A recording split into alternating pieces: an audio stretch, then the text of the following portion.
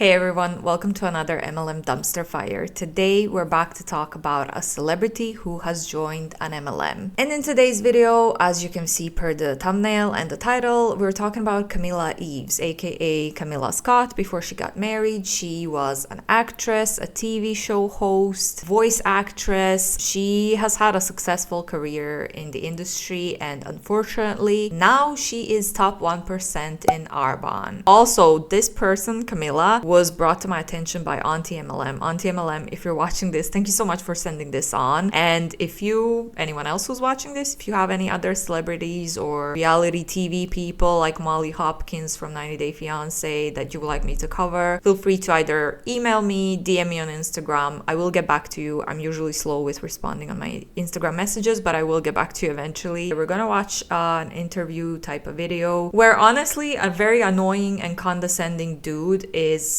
interviewing Camilla about her success, and she's giving some kind of advice on how to get to top 1%, which is ridiculous. I already watched it yesterday because I recorded this video yesterday, but then I realized that my mic was muffled and it wasn't up to the quality that I want to put out for you guys. So here we are, we're doing it again. I'm not gonna speed her up because I never do, because I feel like if you want to speed up me talking, then if I speed up the video that I'm reacting to, it's gonna be too quick for you. So I usually just leave everything as it is, normal speed, so that you guys can speed up the whole video if you would like, if you don't want to sit here for an hour and a half. My sad Christmas decorations. I know I said in my last video that I wanted to buy a Christmas tree, like a small Christmas tree, and light it up here, which I did. I noticed that the battery was overheating within like the 2 minutes that it was turned on, and then the smell of burn started to smell. Guess this is a good time. It's December, and as you delve into decorations and fairy lights and stuff, please be mindful, stay safe, and especially be mindful with very cheap battery powered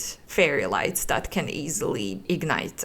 Please be careful. Before we get into the video itself, don't forget to click that like and subscribe button. It's a nice free way to support my channel if you would like, and big shout out to all my channel members. As always, thank you guys for being here. I appreciate you, and let's just get into it because like I said, we're gonna be here for a while. So sadly, when you Google Camilla, the first thing that comes up is Arbon, her Arbon website. Also, people also ask, the first question was, what happened to Camila Scott? And it says, as her acting career wound down, Scott started working for Arbon, a multi-level marketing company. As of 2020, she is now an executive national vice president for the company. She's 61 years old, we can see here. She said in the interview that even though she had a successful career as an actress, as she aged, she found it more hard to find work. So that's when she was recruited in the MLM, in Arbon. And she's been in Arbon for 10 years. And I think she got to the top about 4 years ago, like in 2019 or ish. So she's Canadian actress, television host. She has been in the Berenstain Bears. She's Mama Bear. Or is it Berenstein? Is it Berenstein or Berenstein? What do you think? Let me know down below. She's hosted TV shows. Her TV shows were #1 in Canada for like years. She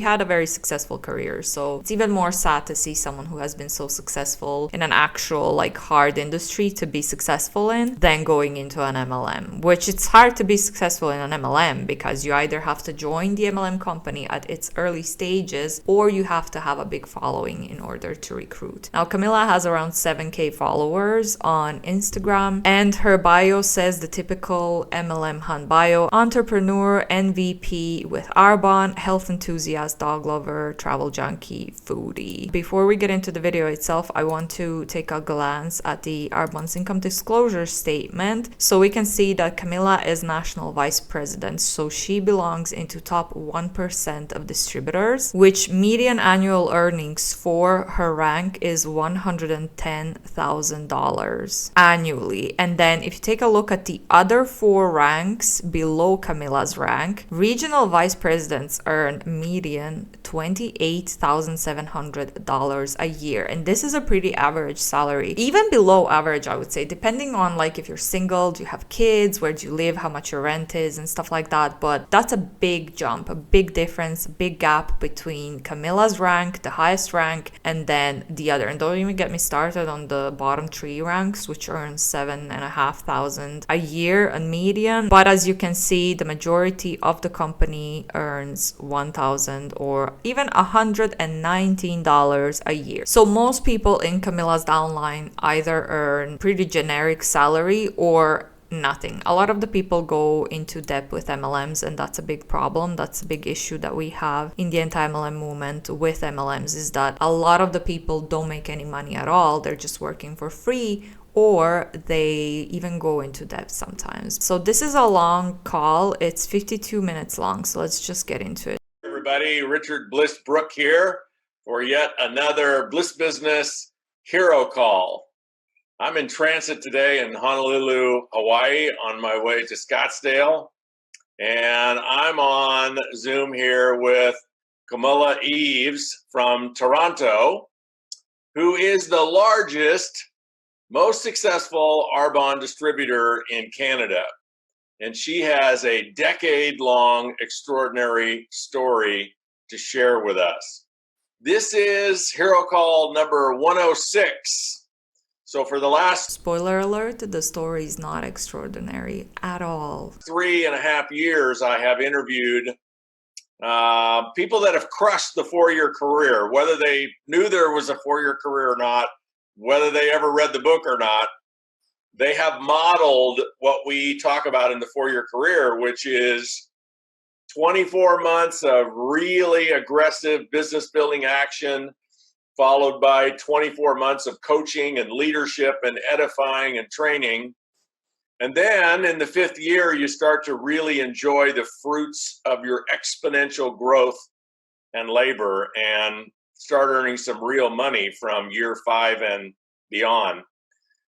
So he's implying here that if you work for 4 years, like if you work your ass off for 4 years in Arbon or any other MLM, the 5th year you're going to reap the benefits, you're going to have financial freedom, you're going to be so successful, so rich. However, that's not true. The majority of people that join multi-level marketing, it doesn't matter how much effort they put in, it doesn't matter what long hours they work for and how many years they work their asses off for the MLM, the majority of them is still never going to make any profit. The business model is set up so that the majority of people are gonna fail so that the top 1%, like Camilla here, can reap all the benefits and can get all the money. She earns money based on her downline's hard work, and her downline never makes any profit, the majority of them. I think she says she has about 4 or 5 successful reps underneath her out of the thousands and thousands of people that are in her downline, which is shocking. Like the fact that she's even saying that in this call outright openly is shocking. That's not something to brag about. Like I have thousands and thousands of people in my downline and only 4 or 5 of them are successful. Only 4 or 5 of them are earning income.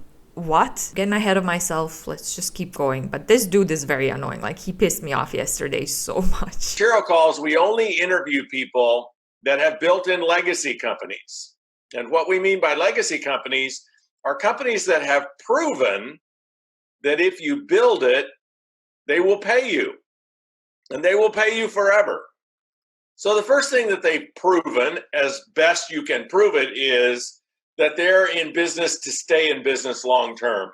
Legacy companies don't operate based on promises. They don't operate based on vision casting or hype or we're going to be the next billion-dollar company or we're reinventing network marketing or any of that foolishness. They operate based on sound principles, sound business principles, and of course, extraordinary products that have proven themselves in the marketplace decade after decade, that people will use these products as customers regardless of whether or not they're involved in the income opportunity. So all legacy companies have proven that they can create... Really though, because I very rarely see a person using Arbon just for the sake of it. Sustained volume, sales volume, based on the repeat usage of the products. Because if products haven't proven that in the marketplace, people will use them long-term, like forever as a customer, then you have not built an asset business.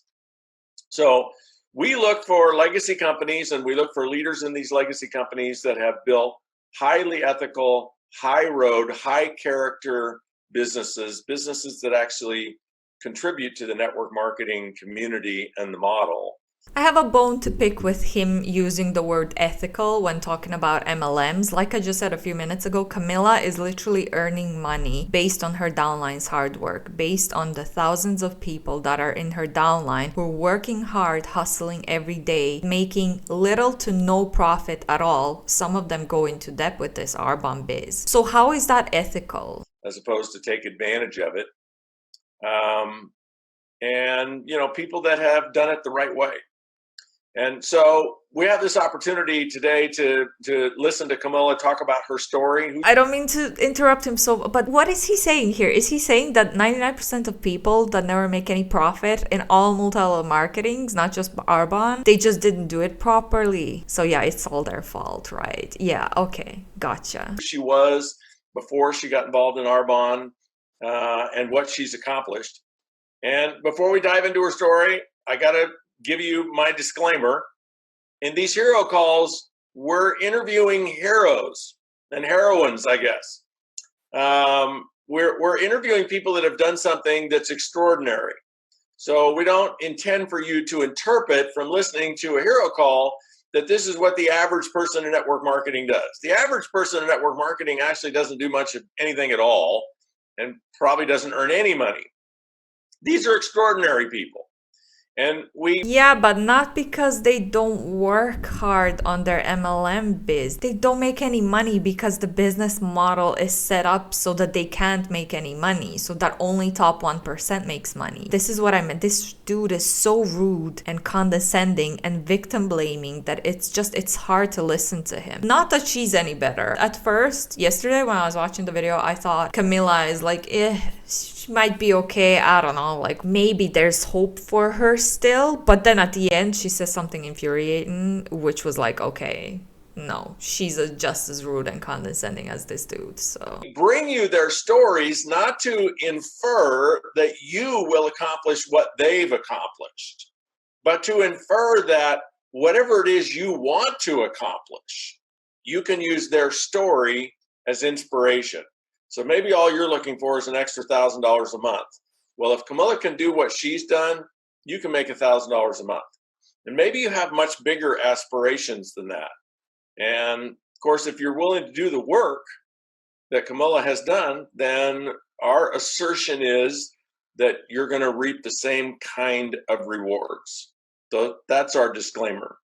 So I had an opportunity a couple of months ago to have coffee with Camilla in Toronto and really enjoyed her energy and her story. And when I started digging into her stats and her track record, wow, that's really inspirational. She's built an extraordinary business. So Camilla, welcome to the Hero Call.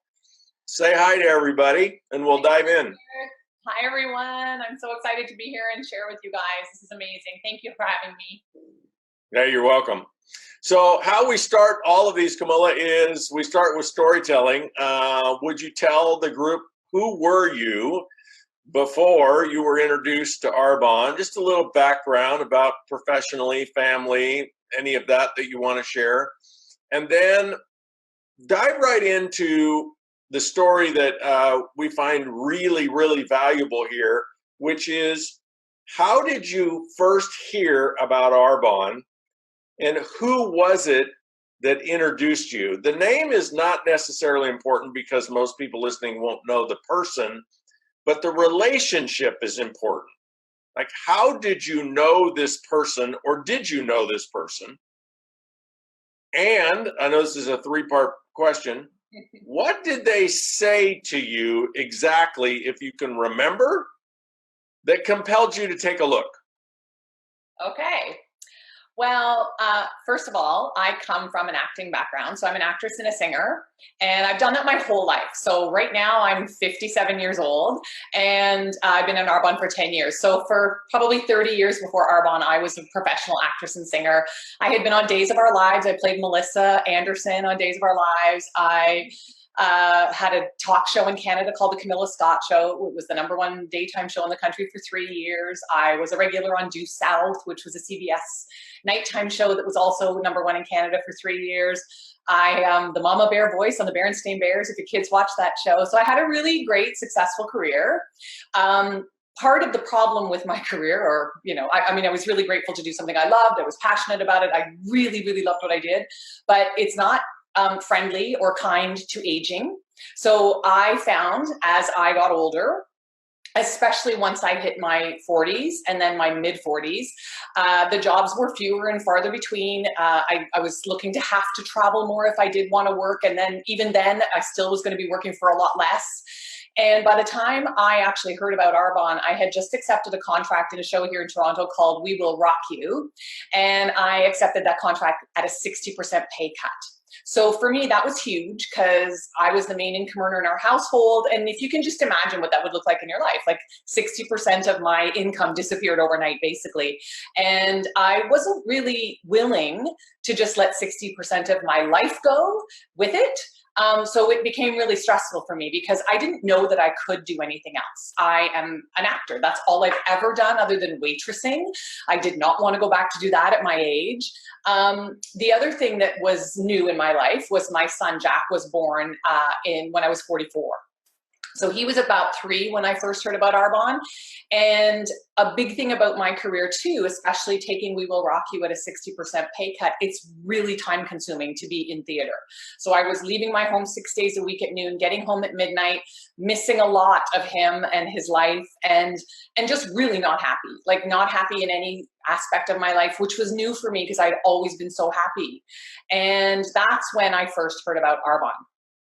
So here we have your usual vulnerable position that people find themselves in and that usually get recruited when they're in those vulnerable positions. She obviously, like, the industry is ruthless, and she said it herself. As she was getting older, she had to get pay cuts. It was harder to find acting jobs. And then also she had a son and she wanted to be stay-at-home mom, not necessarily stay-at-home mom, but like she wanted to spend more time with her baby and not be away from the, and we hear this so often of like a lot of the women, the majority of the women probably that join MLMs usually always say, well, I need income and I want to be at home with my kids. This makes them an ideal target, and this is why most of the MLM distributors, not just in Arbon but everywhere else, look to recruit parents. They look to recruit stay-at-home moms or moms who want to be stay-at-home moms. That's your typical story about her, in my opinion, being in a vulnerable position and getting recruited into Arbon. But then obviously for her it was easier because she was well known. She was a celebrity. She doesn't have that big of a following on Instagram, but she is in her 60s now, so it's different with her generation, but she's still well known with the people. Like, her talk show was #1 for years and years. She was in movies and everything, so it was easier for her to recruit a couple of her fans and then build a business from there. It's always easier if you have a following, if you're influential, or like I said, if you join early. So in her case, in my opinion, that's what happened. And a friend of mine sent me an email and she just said, I have a great business opportunity for you. It's a health and wellness company called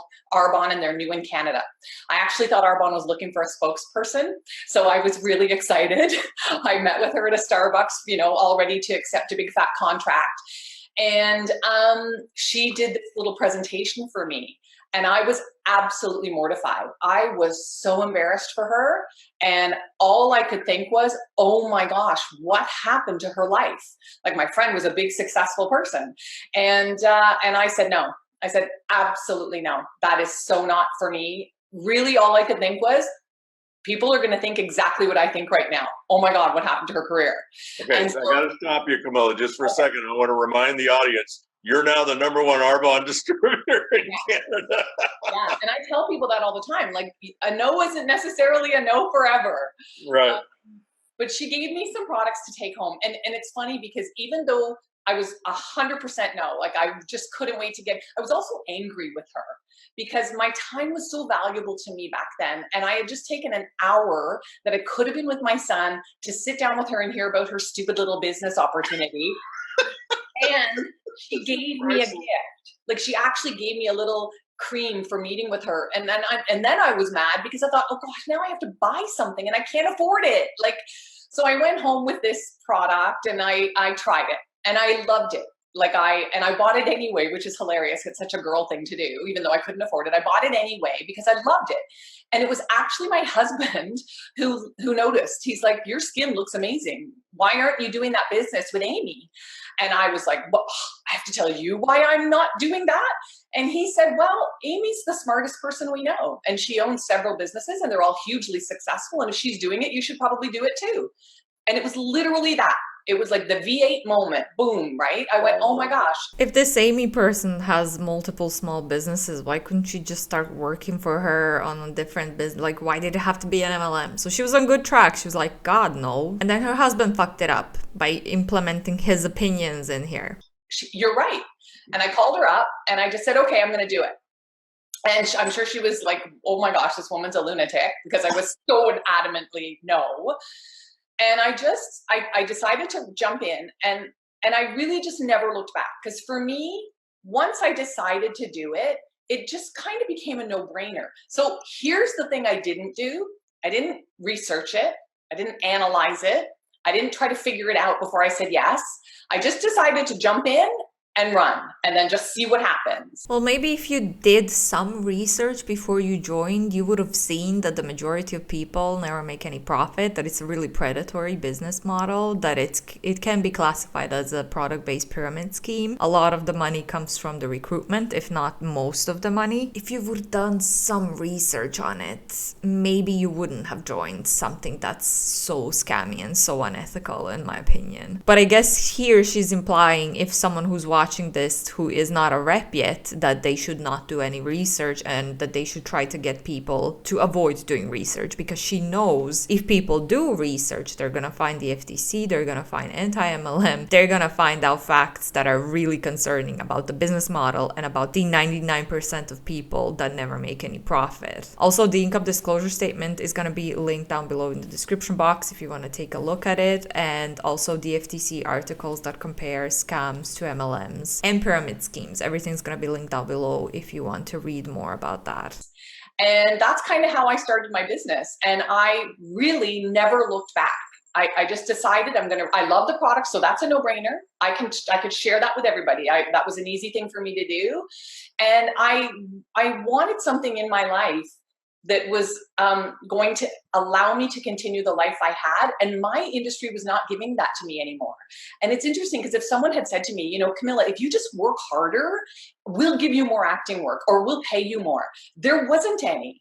There was no more work. There was no money. There were no, you know, when you're young and fabulous, there's 8 billion actors and 8 billion jobs. And as you get older, there's still 8 billion actors, but there's 5 jobs. So it wasn't an option for me to just work harder and be more successful as an actor.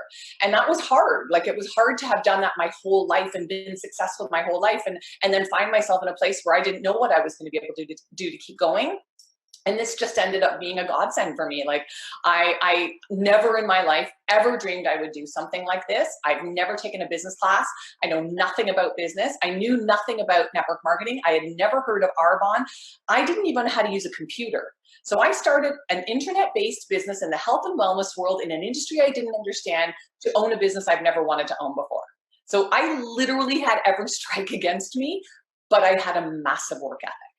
And I think that, to me, you know, I can't stress it enough to people that this is not a get-rich-quick scheme, but it can be the answer to You don't need to really know anything about business, in my opinion, in network marketing, because it has nothing to do with that. You're not a business owner. You can be terminated. You're an independent contractor for Arbon. You're a 1099 contractor. You're not your own boss. You're not the boss of your downline. You're not a supervisor. It's not your own business. So it's not like owning an actual business. Also, these are a bunch of red flags that she just said. Oh, I just took a leap and I did this and that and it turned out well for me. client. Like, yeah, it turned out well for you because you were a celebrity. You had influence. People knew you and people wanted to join your team. That's not what happens with an average MLM rep. So it's like, oh, look, I didn't know what I was doing, but I did it and it turned out great. I'm successful now. But that doesn't happen for most people. You got lucky and you had influence, and that's all there is. Everything, if you're willing to work hard enough to make it happen.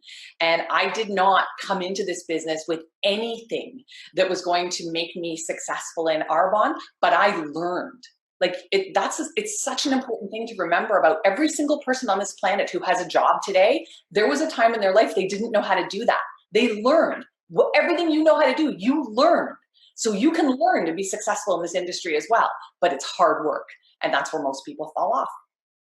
Yeah, and that it is not about that. You can learn how to do network marketing and what you have to do, how to recruit, how to cold message, how to do these kind of calls or whatever. It doesn't matter how long you're in the MLM. It doesn't matter how much you work. It doesn't matter how many hours per day you work. If you didn't join early enough and if you don't have a big following or if you don't have influence like this person, Camila, you are not gonna succeed. You have 99% of chances of never making any profit in an MLM. Has nothing, absolutely nothing to do with your work ethic or the amount of work and effort you put in. One of my favorite quotes about entrepreneurs is entrepreneurs jump off the cliff and then they learn how to fly on the way down.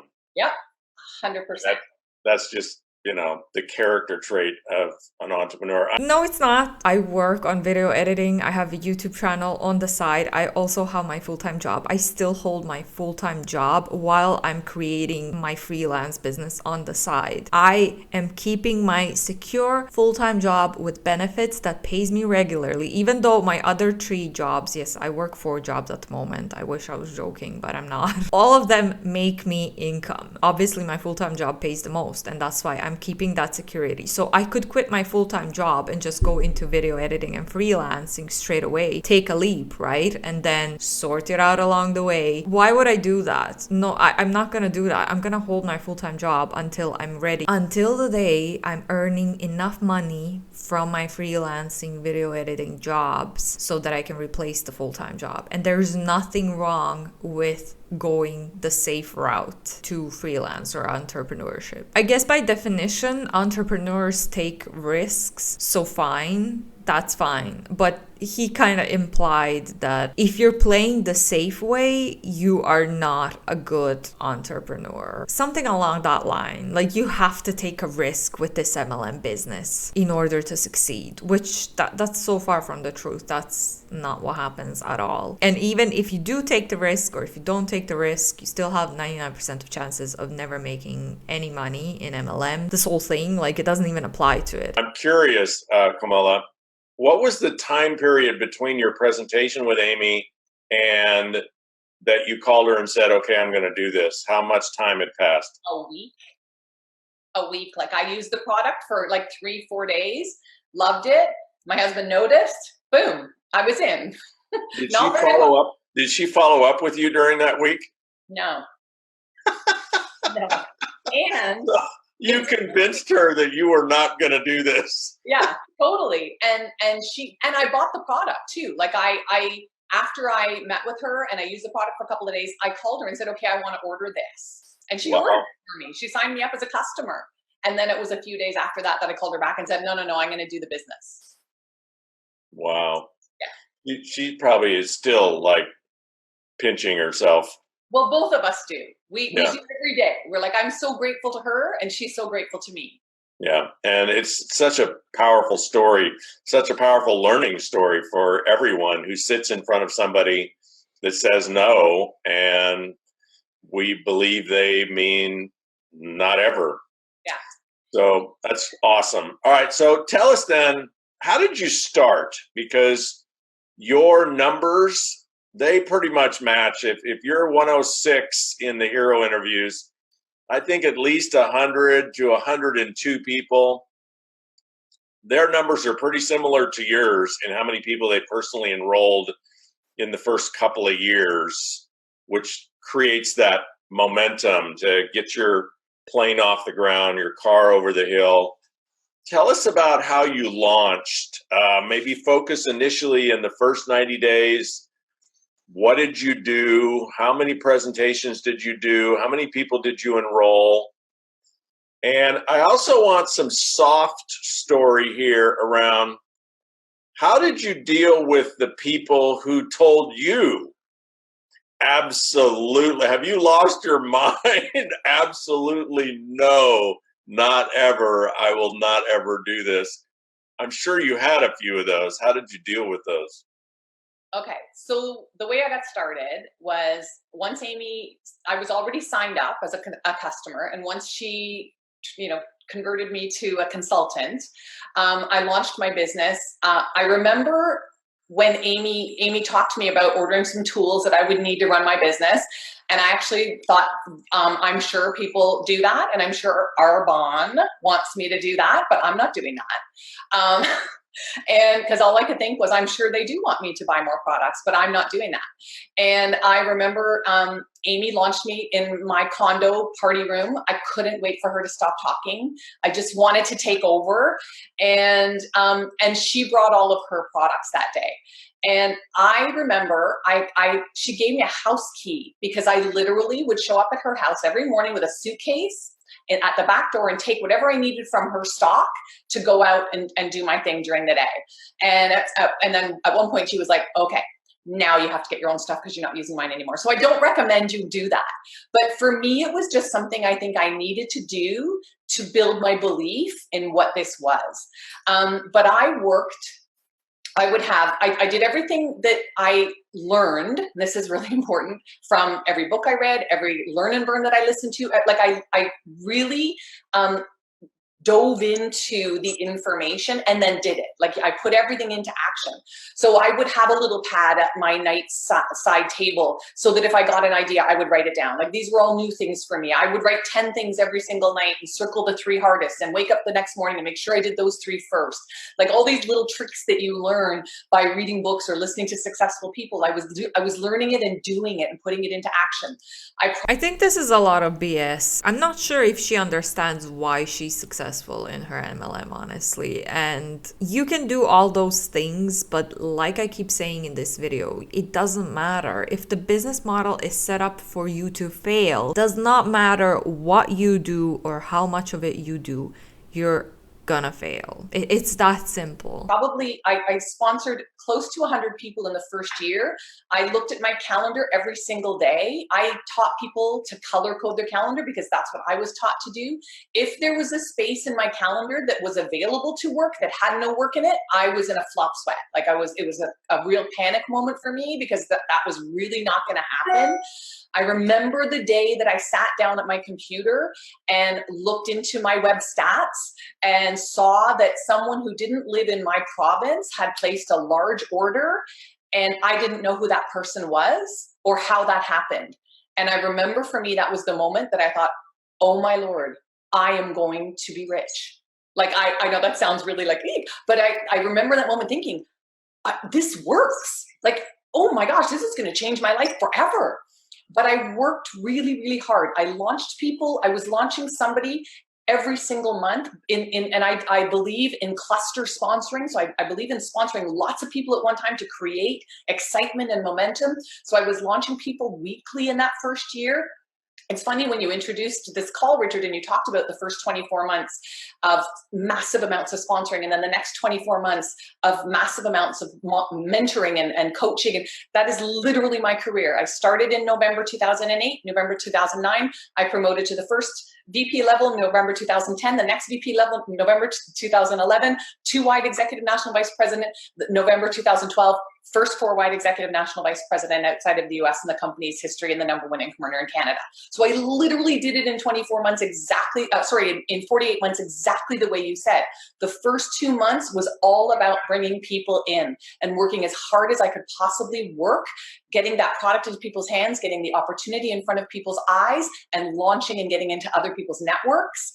But then the next after the first 24 months, the next 24 months was I was still sponsoring, but just not in the same capacity that I was those first 2 years. A lot of my time was spent in those next 2 years working with the superstars that were starting to float to the top of my business. Because when you're sponsoring in the beginning in such large numbers, you're going to see that cream start to rise to the top. And that's where you want to go. We always say, you want to light a fire under somebody, but I say, no, wait till the fire starts and then go. Like we spend so much time trying to get people going and trying to light fires under people that aren't ready to light themselves on fire. I say, wait for that fire and then run as fast as you can in that direction and build that person up to what was possible for them. Yeah. So she just said it. When she joined Arbon, she was recruiting as much as she could until she got to a point where she has enough of people so that the other people underneath her started recruiting, mass recruiting as well. She was reaping the benefits of their recruitments. Even though they were going up in the business and ranking up and whatever, she was still reaping the benefits. So yes, that's how it goes. You have to recruit as much as you can because that's where success comes from in MLMs. And then when you get to a certain point where you have other people working like crazy and recruiting like crazy, you don't have to recruit as much anymore, and you're still reaping all the benefits off of that. So can you flush out the rest of the numbers? How many people have you personally enrolled in 10 years, roughly? Less than 200. Okay, so less than 200. So those would be frontline people, correct? Yeah. And out of those 200, how many are still building, not using the products, but building? 10. Right. So 5%. Yeah, 4 of them have big businesses. One has a medium-sized business, and the rest are people that I have sponsored since I became successful. Yeah, so maybe out of the first 100 that you rolled in the first 2 years, how many of those make up 90% of your business? 4. 4.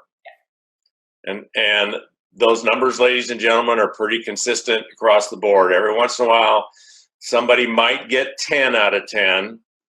And I've talked to people that got 1 or 2 out of 10. But no matter what, in 5 years, if you personally sponsor 100 people, the first 2 years, your 5th year, you're going to be making somewhere between 10, 20. I mean, I've interviewed people on these things, but they're making 200 grand a month 5, 6 years later.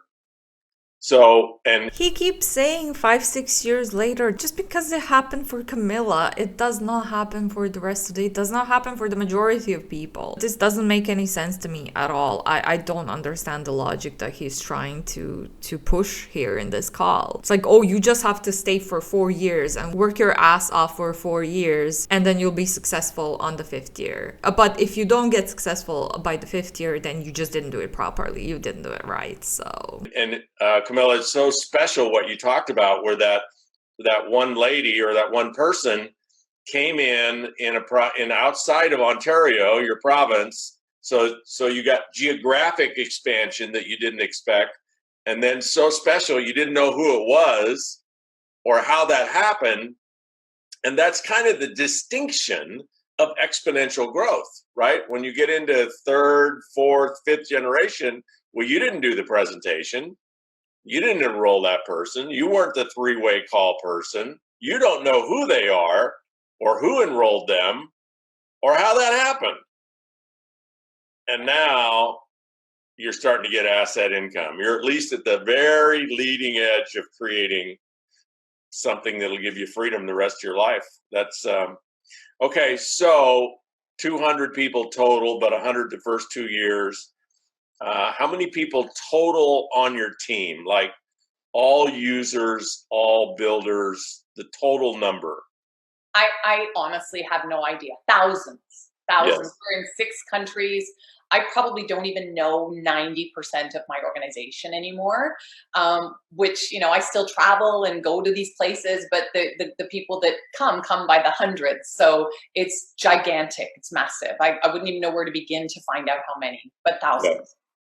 Yeah. So this is the part that at least I appreciated, that she was honest, that she has thousands of people in her downline and that she doesn't even know the majority of them, because it always reminds me of the Zaya babe Ali, the one who mass reported me on Instagram and YouTube for making videos about her in the past. I think that was like 2 years ago now. She always keeps saying like, all of my downline are my friends. I have hundreds and thousands of friends that I met through Zaya. And it's like, who are you kidding? You don't know all thousands of people that are in your downline, and you're definitely not friends with all of those people that are in your downline. That's just ridiculous. So at least she was honest here that she doesn't even know who's in her downline. So that's the essence of the business, and the only way you create that is it's kind of strange, like, to try to understand it, but the essence of it is that the people that create growth and success in this business, they're almost a little bit all or none.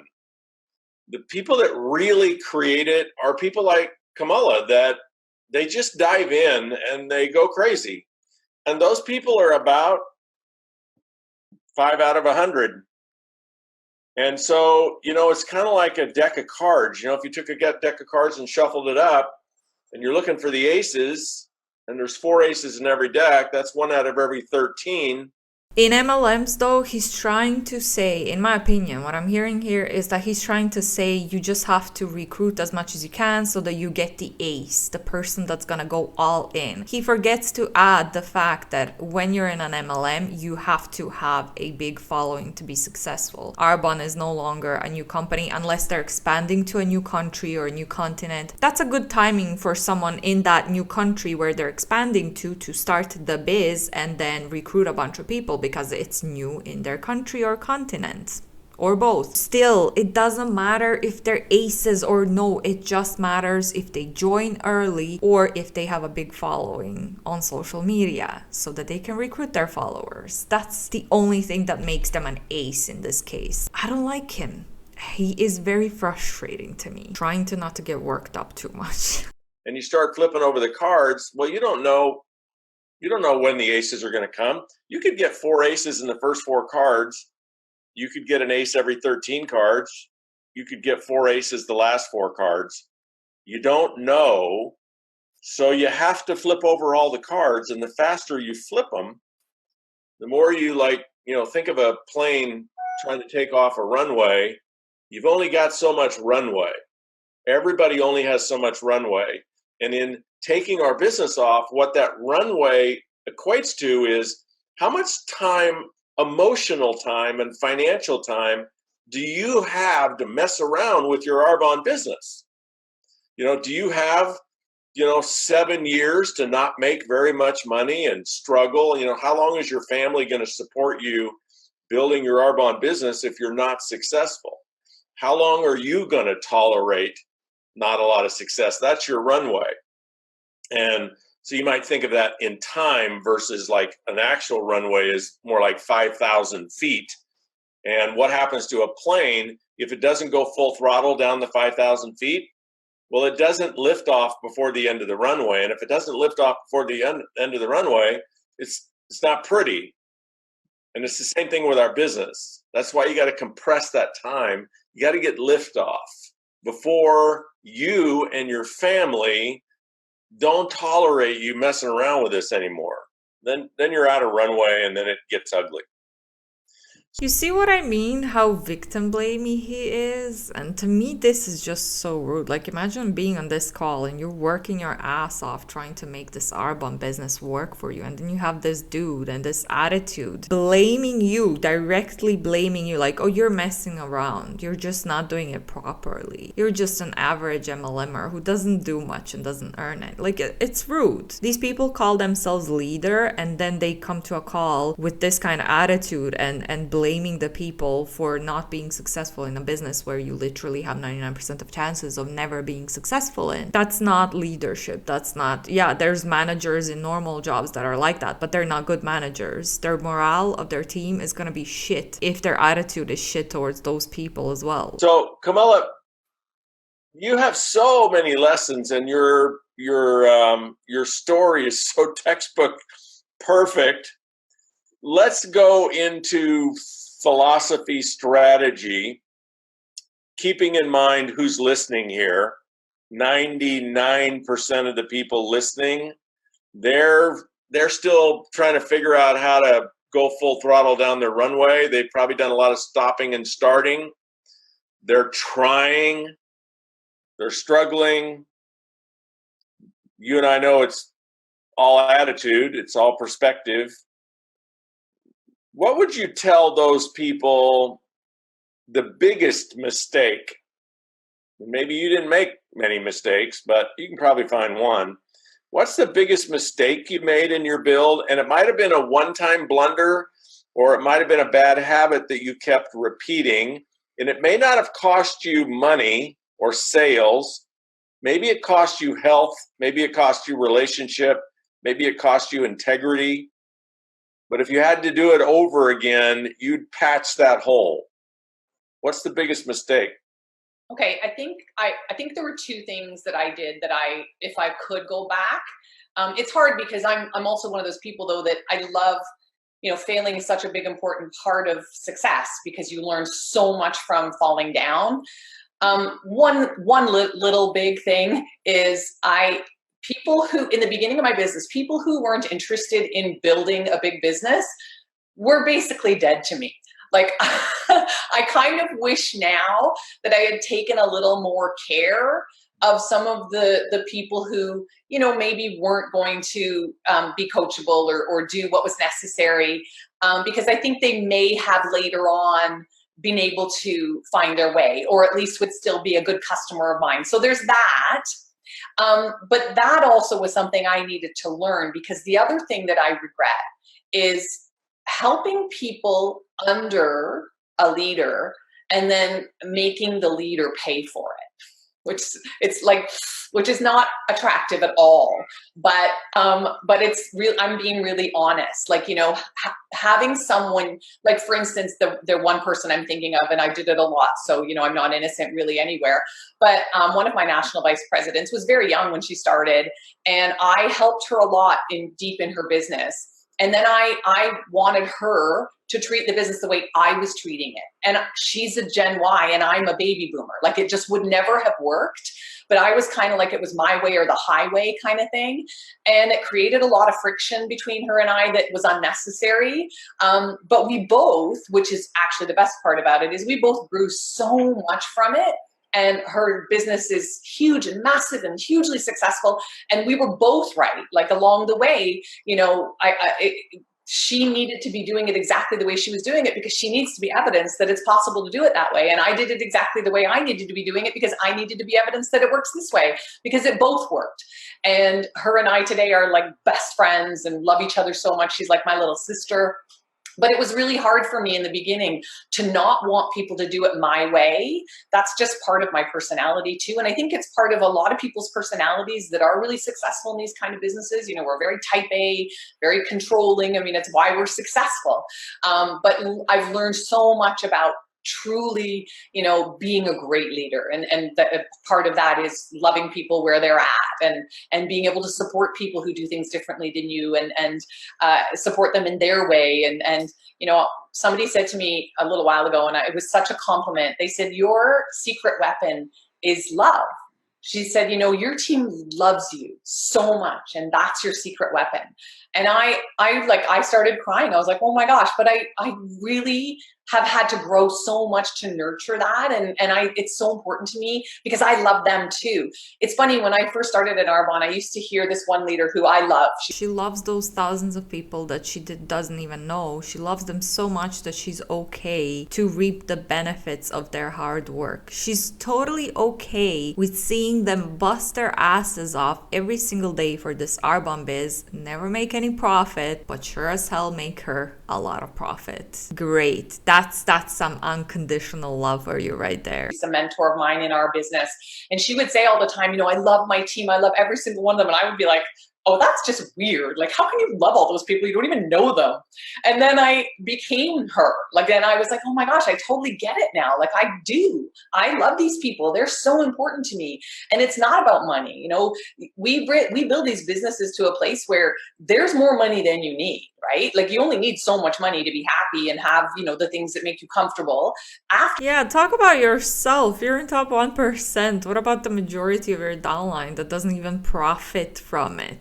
I'm sure they would say something else here. This all sounds so detached to me. For that, you keep going for different reasons. You know, there's purpose involved and love, and you know, I feel an obligation to people to make sure that they get what they gave me. And so the love part of it is so important. So that, are you giving them money? Because they're earning you money. So what are you giving to them in return? Like, what is the purpose? You're just watching them suffer financially in this stupid little business, quote unquote. How is that love? How is that? Is she brainwashed? I feel like she's not brainwashed. I think that for someone who has been in Arbon for 10 years and who has been a leader for more than 4 years, I don't think it's possible for her to still be brainwashed. But that's just my opinion. Let me know down below what you think about that. That's my big thing, is just having to learn how to really look after people and love people instead of resenting them for not doing it my way.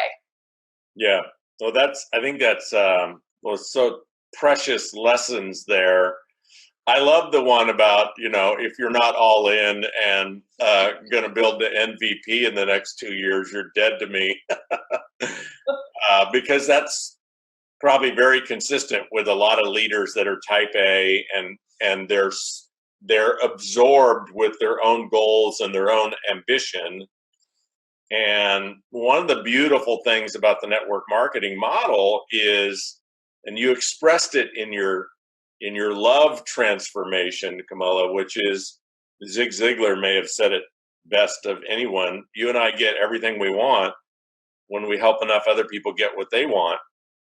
And even the people that just want to use the products, or just want to have a few parties, or just want to make $500 a month, or just want to be a part of something. Like, remember the income disclosure statement where 63% of all hundreds of thousands of Arbon distributors make $119 annually? Let's just remember that one while he's talking about people earning $500 a month. Right. A lot of people just want to join the club, right? It's a really fun club. There's awesome people in it. And that's me too. A like-minded community, everybody supporting and championing each other, and all about health and all about growth. And beautiful. So now this will be an obvious answer, so I want you to look for the not so obvious, because the flip side of the question is, what's the smartest thing you've done in 10 years? Or maybe what's the smartest thing you've did in the first 2 years? And don't use the obvious, which is, you know, to personally enroll.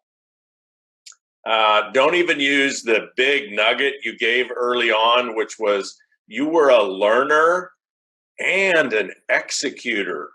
And that is so rare for people to study and then actually execute without analyzing and struggling with it and second guessing it. And you executed, you know, your calendar work, your to-do list. That's just precious. Don't use that. It's too obvious.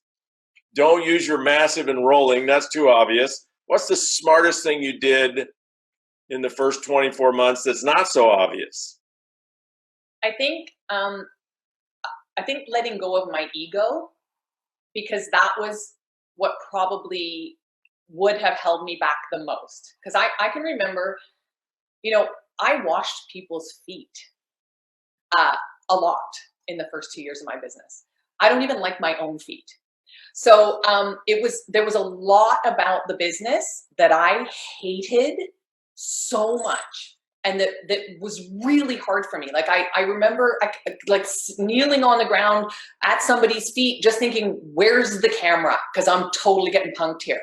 Like I used to sit in my car before every presentation. You know, I started this business wholeheartedly that I was going to build it doing one-on-ones, and that was going to be the way I did it, because I'm not a party girl. That's not my thing. Like, all those things that people say. And within a month, I ran out of people. And the only way to find people in the numbers that I was looking to find people, because I wasn't looking to make a friend at the park and try to figure out how to, weave Arbon into the conversation. I needed lots of people in front of me. So the only way I could see to do that was to start having people host parties for me so I could get into their network. So that was huge for me, how hard that was, because everybody knew who I was. Like, everybody knew I was Camila Scott, right? So all the concerns I had of people looking at me, like, literally like, oh, all the time. I'm sorry. You totally are thinking, oh, what happened, right? And I used to sit in my car before every presentation and just be like, don't forget to have fun. Don't forget to have fun. Because I hated it. Like, I just wanted to smack everybody. So it was really hard. And I really had to let my ego go and just try to get other people to have fun. And that was my goal became, just pretend that you like this so that they can have a good time, so that you can find yourself some business. And that's really for a long time. I mean, really, even past making it to the top management level, it still took another, couple of years.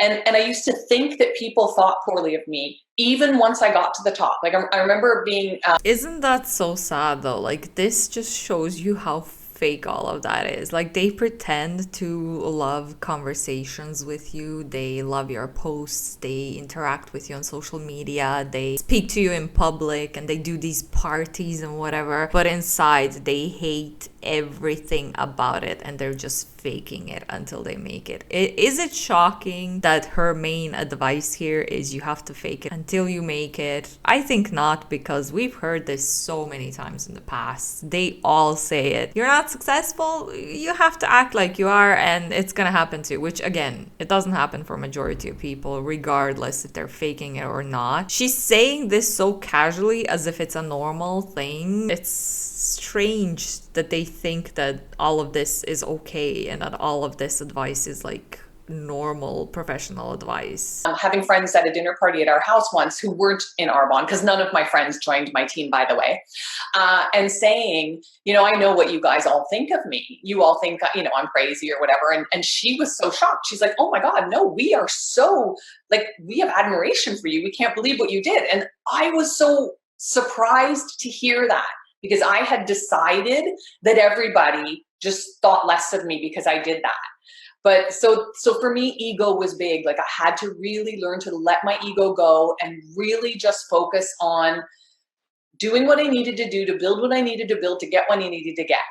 And then all the other stuff got learned along the way. How to love people, where they're at, and all that other stuff. It just kind of happened. But it began for me just really letting go of my ego. That's could it be said as an actress that what you did is acted as if? 100%.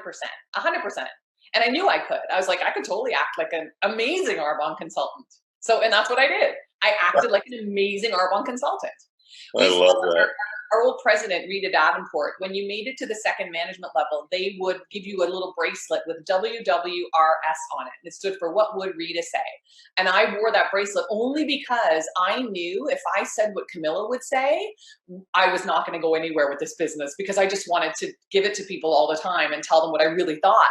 But I had to act like somebody who really owned a business, and the customer had to always be right, and like all those kinds of things that I didn't agree with any of that. I just wanted to give people a piece of my mind. And I think just pretending to be successful. And the thing too that's cool about doing that is if you pretend to be successful long enough, as long as you're doing all the work, eventually you'll stop pretending, because you just are, right? You believe what you tell yourself. You become. So not if you have 99% of chances of never making any profit, because the business model is set up so that you fail. Also, like I just said, like, how twisted and horrible is this advice? Like, this is supposed to be a professional Zoom call, interview, whatever, about a business opportunity and about how to become successful. And all she's saying, her best piece of advice, is fake it until you make it. Also, she's an actress. So like, yeah, what? You were faking it. It was easy for you to act because you're an actress. It was your career before you joined. What about those people that don't know how to fake it? What about those people that are not famous and that don't have influence, and people don't know who they are and they don't want to join their team. It was easier for her because she was known. She said it herself. People knew who she was. So tell us about, okay, by year 5, you're rocking this thing, probably already making more money than you needed to make. What has the last 5 years been like when you're deeply steeped in abundance and leadership and taking on other people's visions and elevating other people to national vice president, traveling the world on Arbon? Tell us what that's been like. Your son is now 14. What's it been like for him? What's it like for your family? What's it like as a network marketing rock star in abundance? It's amazing, obviously. It's so much more than I ever thought or dreamed it could be. And the cool thing is it just keeps getting better too. Like it's, you know, at the end of year 4, year 5, you think, oh my God, this is crazy amazing and look at our lives. And then you get to the end of year 6 and it's better than the end of year 5. And like every year it just continues to grow and get better. My work in the business looks very different now than it did before. I still do bring in people, but just not anywhere near what I did in the beginning of my business. A lot of my time is spent training and mentoring and working for the company, you know, just trying to get people to understand the possibilities. My life is ridiculous. I work part-time from home, which is really from a cell phone, which means really anywhere in the world. And usually we are somewhere different in the world. Our schedule looks like we travel at least every single month somewhere. You know, I mean, just the summer alone, I'm doing a VP retreat from some of my national vice presidents. So we're 4 weeks in Italy. And then I'm taking my son to Guatemala, which is such a gift. I get to take him there every summer. I've done this. This will be his 3rd trip and just the beginning of what we want to do there. And for you to be able to give your 14-year-old, 12-year-old, 13-year-old, 14-year-old child, especially boy, the opportunity to take a trip like that and work with people who have nothing but are still happy and grateful, and just the change that I see in him as a result of being able to do things like that, it's so awesome because, you know, all he cares about is a cell phone, right, and a skateboard. And so it's the things Arbon allows us to show our kids is just priceless. You can't even begin to imagine the effect it has on your children. I always say to my team, your kids are watching you. They're watching you. And my son watched me build a business that would change the lives of not just us and our extended family, because I've been able to pay my parents' mortgage off and help my sisters out and, you know, help my nephews through school. And it's all the other lives and it's all the other kids he's growing up with in Arbon, whose moms are building or dads are building this business. The lessons for the kids are just ridiculously awesome. I would disagree with that. I think your son, in my opinion, of course, is watching you scam thousands of people out of money while you're getting a great money and you're enjoying all the travels and all the benefits from having that money. But none of your downline does. Maybe those 4 or 5 people that are successful underneath you. But what about the thousands of people, the rest of them? They work for free so that you can enjoy your lavish lifestyle. So what lesson is that teaching your kids? Just so worth it. I think that's the most important thing. You know, my life is crazy. I never could have imagined living this life. Arbon just asked me to go to Fiji in the fall to train for them. Fiji, right? So I'm just like, oh my gosh, like that's a bucket list trip. Like I'm an actor my mom was a cashier in a grocery store. My father worked in a factory. Like I never had anything like this. I think we drove to Florida, you know, a couple of times when I was a kid. That was like a big vacation for us with a camper behind the car kind of thing. So this life the life this business can afford you in so many ways, like not just financial. Excuse me, what's wrong with a camper behind the, like, why did she just have that attitude as if that's a shitty holiday? Like, some people can't even afford that. So again, this, to me, this just sounds like she's extremely detached. Financially, but emotionally and spiritually, and it's just off the charts. It's more than you can imagine. And that's all I can say about it. Like, I think I've got it, and then something more amazing happens, and you just go, oh my gosh, okay, my vision's got bigger now. And it just keeps getting bigger and bigger and bigger, as long as you're willing to keep working it, right? And I think one of the I don't know what the word I'm looking for is, but it doesn't matter.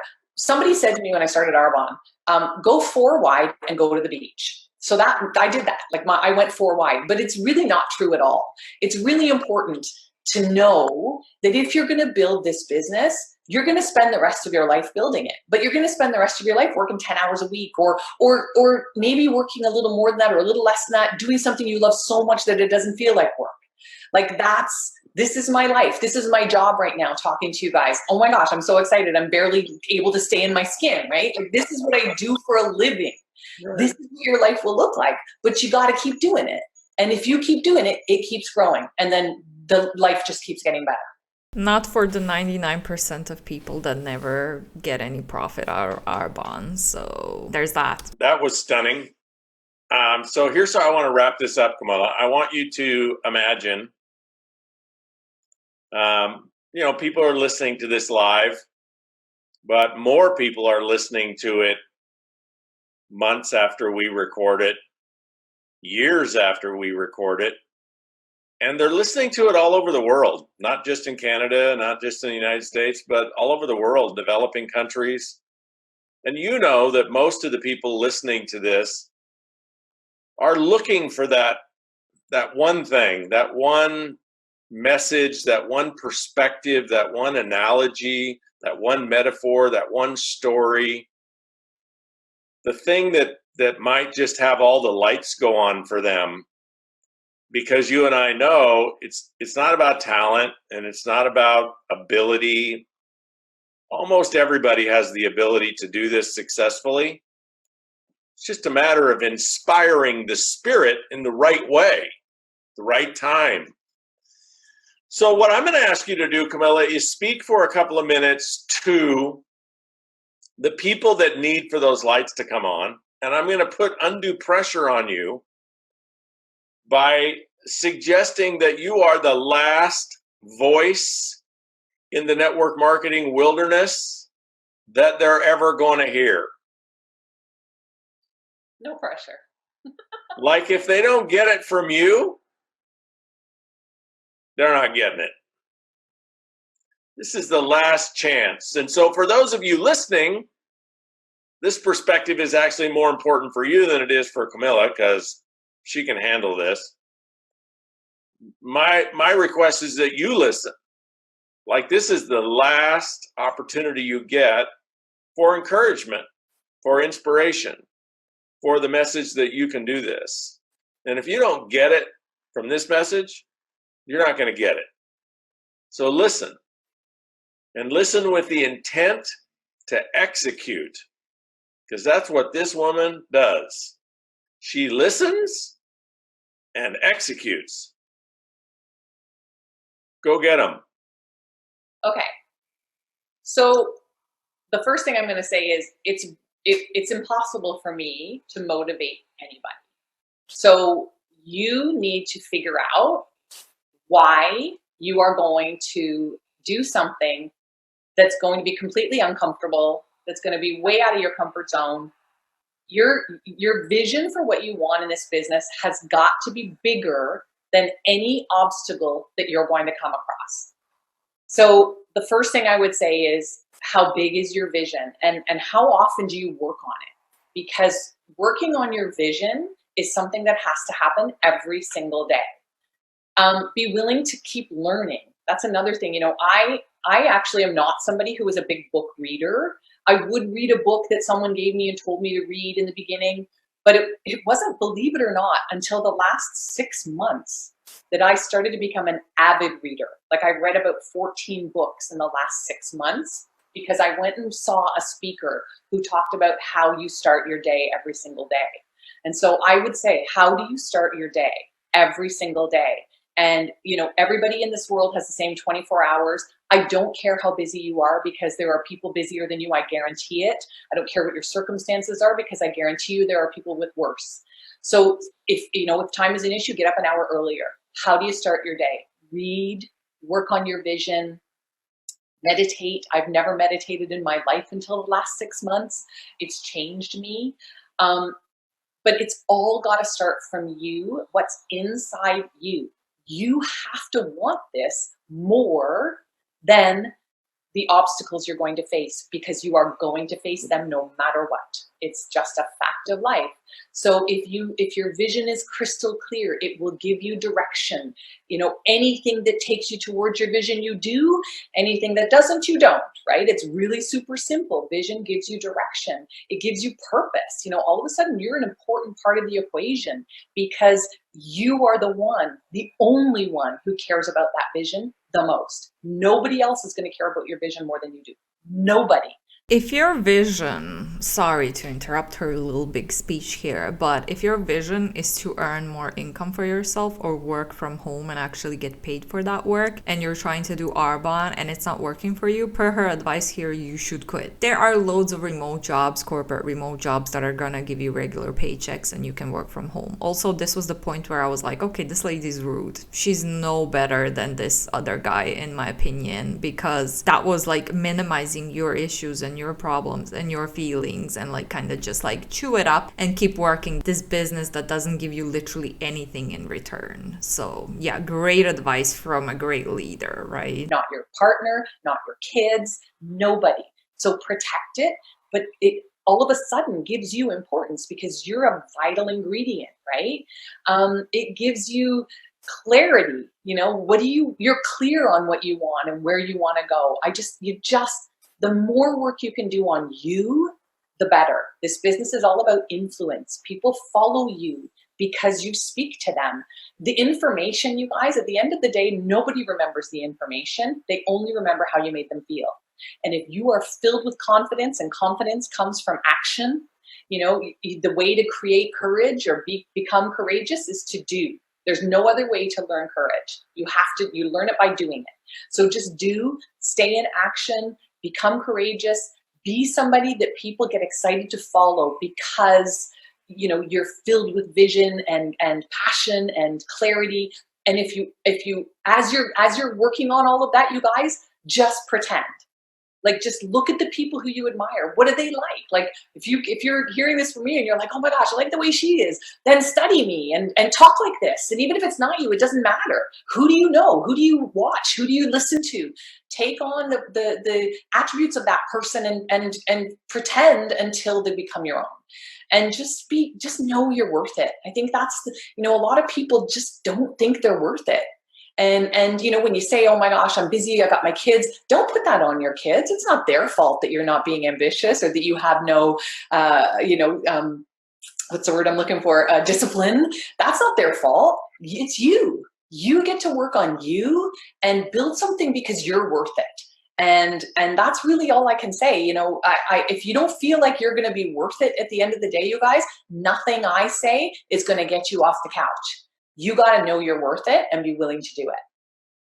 Beautiful. There's nothing beautiful about that. She's literally just victim blaming everyone who's in this predatory business model, losing money, working their asses off. Imagine how terrible it must be for the majority of people in her downline who are trying so hard. A lot of them are trying. They're really trying to make this work for them. They're not being successful. And then they have this overly confident, in my opinion, lady, victim blame, like telling them it's your fault. You're just not ambitious enough. You're just not doing enough. You're not working hard enough. It's your fault. It's not the business. It's not anything or anyone else. It's you. These are supposed to be like two leaders who motivate and train their teams to become successful. And this is what we get? Well, speaking of people to model, let's close this with you acknowledging the people that inspired you along the way, that reached down and lifted you up. You mentioned Rita. She's done that for probably hundreds of thousands of Arbon leaders. and entrepreneurs all over the world.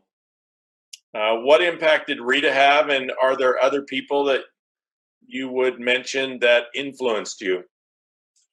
Yeah, I mean, I loved Rita. She was awesome and funny. I didn't know her very well because she was gone shortly after I started to, see some success in Arbon. But I loved her. I loved her approach. One of my first experiences where I really kind of started to get Arbon was through one of our executive national vice presidents, Carlita Nelson, who spoke and at my first conference, and I just fell in love with her. Debbie Neal has always been a huge inspiration to me. She speaks my language. We are sisters from another mother.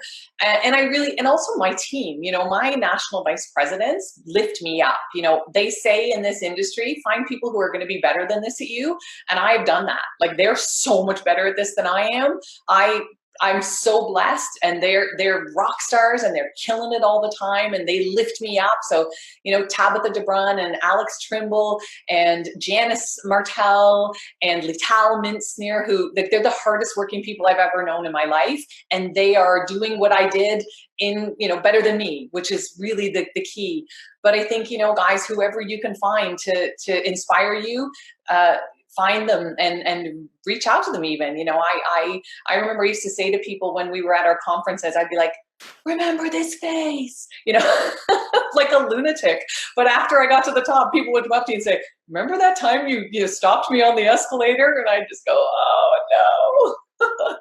But I believed in me. So believe in you. Yeah, I think your background as an actress has served you well. Camilla, you're a treasure. Thank you for your story. Beautiful, very inspiring. I know people will move based on listening to this now and long into the future. And thank you. I look forward to seeing you on our next trip to Toronto or somewhere in the world. Yeah, I'm so jealous you're in Honolulu. We're like snowed in here again. So, right. But thank you. Thanks for having me.